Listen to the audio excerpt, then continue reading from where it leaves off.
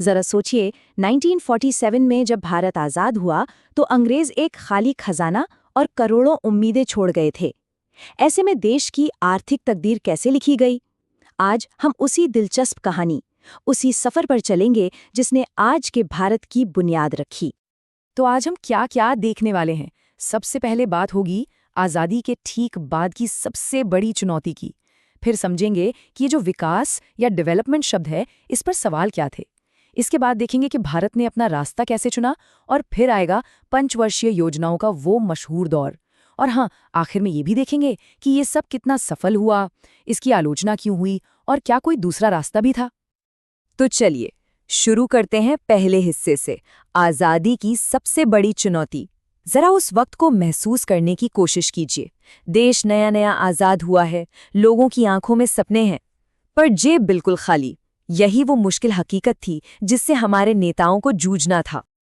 उस वक्त देश के सामने मोटे तौर पर 3 बड़े सवाल खड़े थे, और ये सिर्फ चुनौतियां नहीं थीं, ये ऐसी पहेलियां थीं जिन्हें सुलझाए बिना देश एक कदम भी आगे नहीं बढ़ सकता था। देखिए, पहली 2 चुनौतियां थीं इतने बड़े और बिखरे हुए देश को एक करना, और फिर यहाँ लोकतंत्र यानी डेमोक्रेसी को खड़ा करना। लेकिन ये दोनों ही चीजें तब तक अधूरी थीं जब तक लोगों का पेट न भरता। इसीलिए आज हमारी पूरी बातचीत इसी तीसरी और शायद उस वक्त की सबसे बड़ी चुनौती पर होगी कि हर एक भारतीय का आर्थिक विकास कैसे हो, सबका जीवन बेहतर कैसे बने। अच्छा, तो ये तो तय हो गया कि आर्थिक विकास करना है। सुनने में बड़ा अच्छा लगता है ना? पर एक मिनट, इस विकास का मतलब क्या है? क्या इसका मतलब सिर्फ बड़ी-बड़ी फैक्ट्रियां और ऊंची-ऊंची इमारतें हैं, या कुछ और? और सबसे बड़ा सवाल तो ये था कि ये तय कौन करेगा कि देश को किस रास्ते पर ले जाना है? ये सवाल सिर्फ हवा में नहीं था, कोई किताबी बहस नहीं थी, ये तो जमीन की हकीकत थी। और इसे समझने के लिए हमें उड़ीसा की एक कहानी देखनी होगी, जहां विकास का मतलब हर किसी के लिए बिल्कुल अलग-अलग था। तो चलिए चलते हैं पूर्वी भारत के राज्य उड़ीसा, एक ऐसा राज्य जिसकी जमीन के नीचे अरबों खरबों का खजाना दबा हुआ था। और ये खजाना था लोहा, मतलब लौह अयस्क के बहुत बड़े भंडार। अब जैसे ही ये बात पता चली, दुनिया भर की बड़ी बड़ी स्टील कंपनियों की नजरें उड़ीसा पर टिक गई। उन्होंने सरकार से कहा कि हम यहाँ पैसा लगाएंगे, बड़ी बड़ी फैक्ट्रियां खोलेंगे, हजारों लोगों को नौकरियां मिलेंगी। सुनने में तो ये किसी सपने के सच होने जैसा था। लेकिन असली कहानी अब शुरू होती है, क्योंकि यहाँ एक टकराव पैदा हो गया। देखिए, एक तरफ थी सरकार, जिसे लगता था कि अरे वाह, इंडस्ट्री आएगी, पैसा आएगा, राज्य तरक्की करेगा। दूसरी तरफ थे वहां के आदिवासी लोग, जो सदियों से उन जंगलों में रह रहे थे। उन्हें डर था कि उनकी जमीनें छिन लेंगी, उनका घर, उनकी रोजी रोटी सब खत्म हो जाएगा। और फिर थे पर्यावरणविद, जो कह रहे थे कि इस माइनिंग और इंडस्ट्री से पर्यावरण को जो नुकसान होगा, उसकी भरपाई कभी नहीं हो पाएगी। बस यहीं ये बात साफ हो जाती है कि विकास का हर फैसला आखिर में एक राजनीतिक फैसला होता है। अब उड़ीसा जैसे कई मामले देश भर में थे, और ऐसे में भारत एक बहुत बड़े चौराहे पे खड़ा था। उसे एक रास्ता चुनना था, एक ऐसी सोच, एक ऐसी आर्थिक आइडियोलॉजी चुननी थी जो देश को इस मुश्किल से निकालकर आगे ले जा सके। उस दौर में दुनिया में 2 ही बड़े मॉडल थे।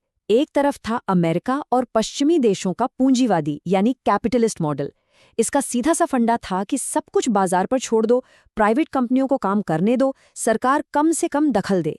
और दूसरी तरफ था सोवियत संघ का समाजवादी यानी सोशलिस्ट मॉडल। यहाँ बिल्कुल उल्टा था। यहाँ सब कुछ सरकार के हाथ में था, सारी बड़ी कंपनियां, सारे फैसले सरकार ही लेती थीं। लेकिन भारत के जो नेता थे, खासकर नेहरू, वो दोनों में से किसी भी एक रास्ते पर आंख बंद करके नहीं चलना चाहते थे। उन्होंने एक बीच का एक तीसरा रास्ता निकाला, जिसे कहा गया मिश्रित अर्थव्यवस्था यानी मिक्स्ड इकोनॉमी। मतलब कुछ बहुत जरूरी इंडस्ट्रीज तो सरकार चलाएगी, लेकिन साथ साथ प्राइवेट कंपनियों को भी काम करने का मौका मिलेगा। पर हाँ, विकास की गाड़ी किस दिशा में जाएगी, इसकी लगाम सरकार के ही हाथ में होगी। अब इस बड़े आइडिया को जमीन पर उतारने के लिए एक दमदार संस्था की जरूरत थी, और इसीलिए मार्च 1950 में बनाया गया योजना आयोग या प्लानिंग कमीशन। आप समझ लीजिए कि ये वो संस्था थी जो भारत की आर्थिक गाड़ी के ड्राइवर सीट पर बैठी थी। ये तय कर रही थी कि देश को अगले 5 साल में, 10 साल में कहाँ लेकर जाना है।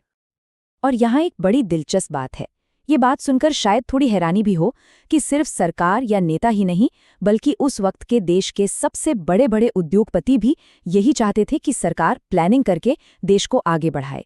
उन्होंने तो 1944 में ही मिलकर एक बॉम्बे प्लान भी बनाया था। मतलब इस बात पर लगभग सब सहमत थे कि विकास के लिए प्लानिंग तो जरूरी है। तो चलिए, आइडिया तैयार था, संस्था बन चुकी थी, अब था एक्शन का टाइम। और यहीं से शुरू होता है भारतीय इतिहास का वो मशहूर दौर जिसे हम सब पंचवर्षीय योजनाओं या 5 ईयर प्लान्स के नाम से जानते हैं। तो जो पहला 5 ईयर प्लान आया उसने कोई जल्दबाजी नहीं दिखाई। प्लान बनाने वाले जानते थे कि देश अभी अभी बंटवारे के जख्म से उभरा है, अर्थव्यवस्था बिखरी हुई है, तो सबसे पहला काम है लोगों का पेट भरना। इसलिए उन्होंने एक बहुत ही सधी हुई धीमी शुरुआत की। पूरा का पूरा जोर खेतीबाड़ी यानी एग्रीकल्चरल सेक्टर पर दिया गया। भाखड़ा नांगल जैसे बड़े बड़े बांध बनाने पर पैसा लगाया गया ताकि खेतों तक सिंचाई के लिए पानी पहुंच सके। और एक बहुत बड़ी बात ये मानी गई कि जब तक जमीनों का सुधार नहीं होगा, लैंड रिफॉर्म्स नहीं होंगे, तब तक देश की तरक्की की नींव ही कच्ची रह जाएगी। लेकिन जैसे ही पहले 5 साल पूरे हुए, पूरा गेयर ही बदल दिया गया। अब सोच ये बन गई कि ये धीमी चाल से काम नहीं चलेगा। अगर दुनिया की बराबरी करनी है तो देश को एक तेज रफ्तार औद्योगिक छलांग लगानी ही होगी। इस दूसरे प्लान की कमान थी पीसी महलनोबिस के हाथों में। अब फोकस खेतों से हटकर सीधा बड़ी बड़ी फैक्ट्रियों पर आ गया। स्टील प्लांट, मशीनें बनाने वाले कारखाने, इन सब पर जोर दिया गया। मकसद था कि तेजी से देश का औद्योगिक ढांचा बदला जाए। इसके लिए विदेशों से टेक्नोलॉजी भी मंगाई गई, लेकिन इस इंडस्ट्रियल रेस में एक चीज पीछे छूट गई और वो थी खेती। और यहीं से भविष्य के खाद्य संकट का बीज पड़ गया था। तो ये जो इतना बड़ा प्रयोग चल रहा था प्लानिंग का, इसका हुआ क्या? क्या ये कामयाब रहा या इसमें कुछ कमियां थीं? चलिए अब जरा इसका हिसाब किताब करते हैं। बहुत जल्द ही इसकी आलोचना भी होने लगी। कई लोगों का कहना था कि इन प्लान्स में एक शहरी झुकाव है, मतलब सारा ध्यान शहरों पर है, जबकि असली भारत तो गांवों में बसता है। ये भी कहा गया कि खेती को नज़रअंदाज करना और इंडस्ट्री को सब कुछ मान लेना एक बहुत बड़ी स्ट्रेटेजिक गलती थी। और कुछ लोगों का ये भी मानना था कि दिल्ली में बैठकर पूरे देश के लिए योजना बनाना ठीक नहीं है, इससे ताकत कुछ ही हाथों में सिमट जाती है। लेकिन क्या इसका कोई और रास्ता था? बिल्कुल था। भारत के ही एक राज्य केरल में एक बिल्कुल अलग कहानी लिखी जा रही थी। उन्होंने दिल्ली से आने वाले प्लान का इंतजार नहीं किया। उन्होंने विकास की योजना नीचे से बनानी शुरू की, आम लोगों को, पंचायतों को साथ लेकर। दोनों मॉडलों का फर्क बिल्कुल साफ है। जहां देश का मॉडल भारी उद्योगों पर पैसा लगा रहा था, वहीं केरल मॉडल ने अपने लोगों पर इन्वेस्ट किया, उनकी शिक्षा पर, उनके स्वास्थ्य पर, जमीन सुधारों पर। और इसका नतीजा कमाल का निकला। भले ही केरल में बड़ी बड़ी फैक्ट्रियां कम हों, लेकिन वहां साक्षरता यानी लिटरेसी और लोगों की सेहत का स्तर देश में सबसे बेहतर हो गया। हाँ, ये भी सच है कि इस मॉडल से बहुत ज्यादा रोजगार पैदा नहीं हुए, इसलिए शायद इसे पूरे देश पर लागू करना भी आसान नहीं था। और यहीं पर हम एक बहुत बड़े सवाल के साथ रुकते हैं। 70 साल से भी पहले जो आर्थिक फैसले लिए गए थे, जो रास्ता चुना गया था, आज के भारत पर उसका क्या असर है? आज जो हम आर्थिक असमानता देखते हैं या खेती का जो संकट देखते हैं, क्या इसकी जड़ें कहीं ना कहीं उन्हीं शुरुआती योजनाओं में छिपी हैं? ये एक ऐसा सवाल है जिस पर सोचना बहुत जरूरी है।